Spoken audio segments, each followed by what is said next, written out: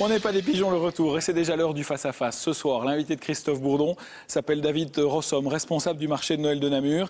Il a 3 minutes pour nous convaincre que le marché de Noël de Namur n'a absolument rien à envier aux autres. Bonne chance.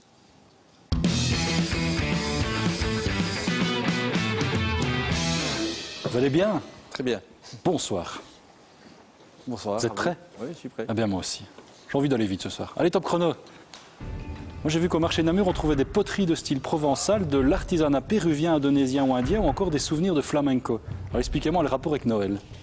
C'est des cadeaux. Disons que la gamme sur un marché de Noël au niveau cadeau, on a aussi bien des santons que des boules de Noël, mais on a aussi ce genre de cadeaux. Voilà, il en faut un peu pour tous les goûts. C'est pas un peu ringard quand même? Non, je pense pas. Ça dépend comment est le produit. Il y a une spectatrice, Ginette, qui m'a dit c'est trop cher le marché de Noël. C'est vrai que vous avez par exemple des fromages à 45 € le kilo. C'est un peu exagéré ça quand même, non? Oui. Comment on peut bon, justifier un tel tarif? Tel tarif, je pense que sur toutes les foires, les salons, le prix est toujours un peu plus élevé que chez le boucher ou chez le charcutier du coin. Hein, voilà. Mais est-ce qu'on trouve quand même des produits locaux? Des produits On trouve, namurois? des produits locaux, oui. On a des produits locaux de Namur, évidemment. On a des artisans de Namur qui sont présents. Lesquels? Donc, bon, on a la poterie Marédret, les artisans Marédret, oui, voilà un exemple. Ok. Jusqu'ici, le marché de Noël de Namur, il se tenait dans le haut et le bas de la ville. Cette année, vous avez tout regroupé dans le bas. Je me dis, les commerçants de la ville doivent être furax, non? C'est un manque à gagner pour eux. Bon, je pense pas, parce que le monde qui se déplace sur Namur, après se déplace dans les différents commerces. Donc, et puis je pense que pour moi c'est beaucoup mieux cette année parce que les écarts entre les différents sites étaient trop éloignés, ici tout regroupé. Donc c'est plus facile au niveau circulation. Et puis une fois que les gens sont sur Namur, ils se baladent. Donc voilà. D'accord, bon, on leur dira de bouger alors. Le marché se tient en grande partie sur la place d'Armes. Moi je la connais, il y a souvent des SDF le soir. Est-ce qu'ils seront encore présents ou est-ce qu'on va les dégager poliment? Non, je pense. Enfin, moi, je ne les vois pas, du moins le soir. Vous les présenterez alors, hein? Il y en a? Non, peut-être qu'on montait les chalets, c'est possible qu'un certain escorte un peu les chalets au niveau du montage. Mais sinon, je pense que le service d'ordre fait bien son travail. Donc ils seront évacués, c'est ça que vous dites? Évacués, oui, gentiment. Oui. C'est sympa pour eux. Cela dit, votre marché l'a fait polémique, c'est sorti dans la presse. Un appel d'offres a été lancé pour choisir un organisateur, donc vous.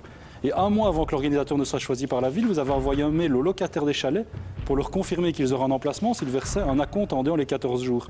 Alors ça veut dire quoi, que l'appel d'offres était bidon? Non, pas du tout. Non. L'appel d'offres est un peu tardif et Oui.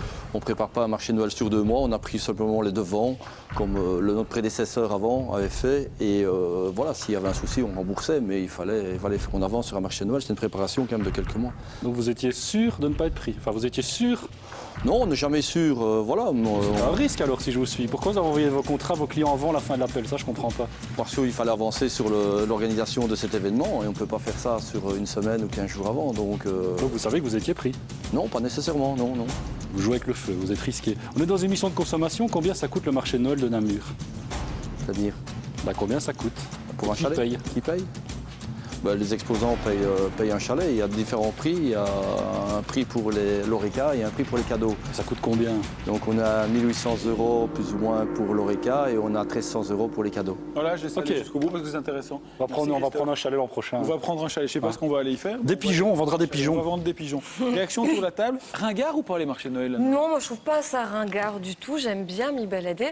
Maintenant, on avait fait le test l'année dernière, savoir si les produits régionaux étaient bien des Sur produits celui de régionaux. Louvain-la-Neuve. Oui, mais Sur des produits c'était corses, Paul Henry qui avait soi-disant. bidonné, non? Oui, et on se rend compte qu'on se laisse tous un peu avoir. Bon, ça fait partie du plaisir et du lâcher prise de Noël, mais on se fait tous un peu avoir avec ces stands où, soi-disant, on nous vend des produits régionaux qui n'en sont pas toujours. Ils sont vraiment de la région, vos gars, vous êtes sûrs?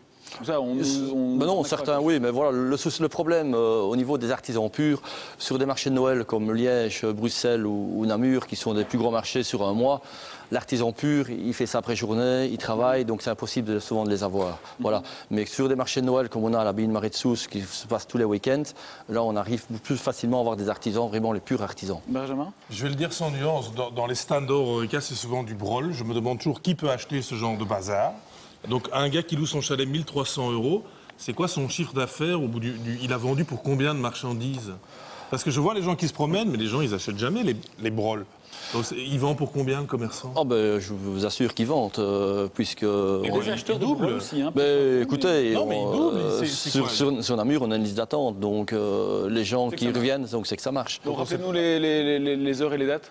Donc les dates, passe c'est par là. jusqu'au 31 décembre, D'accord. donc tous les jours de 11h à 21h, place d'Armes, place de l'Ange, place du Théâtre et place du À Vieux. Namur. David Rossom, merci d'avoir joué le jeu. À bientôt peut-être. Merci.